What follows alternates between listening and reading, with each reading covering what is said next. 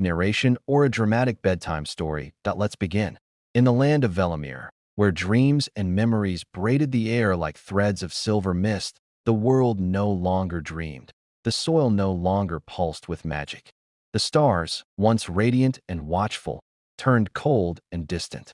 People no longer sang lullabies, because dreams had become a curse and sleep a battlefield. But there was one girl who still remembered the lullabies. Her name was Kusi. She was born in the shadow of silence, in a hidden forest temple beneath weeping oaks. On the night of her birth, the moon refused to rise. The midwives whispered of ill omens and fates too heavy for a child to carry. But her mother, Irina, sang to her anyway. A lullaby forgotten by most, woven from ancient dream magic, where every note called to the spirit of the world. That Kusi's first breath was a whisper across dimensions. By age 5, Kusi could walk into dreams.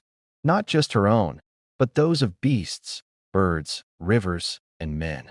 She would place her small hand on the bark of a dying tree, close her eyes, and dream its first memory, a sky so blue it hummed. Elders feared her.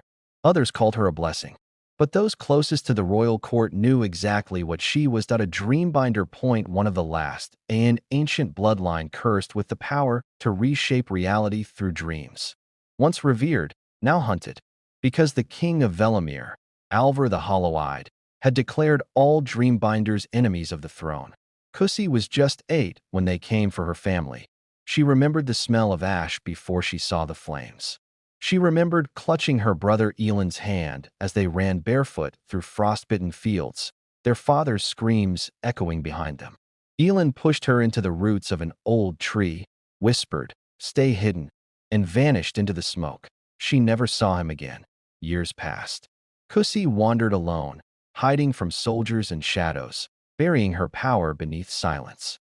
She aged in solitude, but never forgot the feeling of a dream unfurling. How warm it felt to believe the impossible. By 17, she was no longer a girl lost in the world. She was a weapon sharpened by grief, and she wanted justice. Not for vengeance, not for power, but because she had seen the dreams of the king, the fear that rotted him from within. He was afraid. Of her. Of what she could awaken.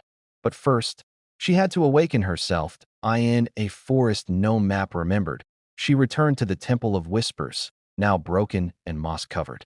There, beneath a sky of torn stars, she touched the dream pool, a mirror of ancient waters where truth revealed itself. And in its depths, she saw Elin, a flickering face, eyes wide with peace. A ghost memory,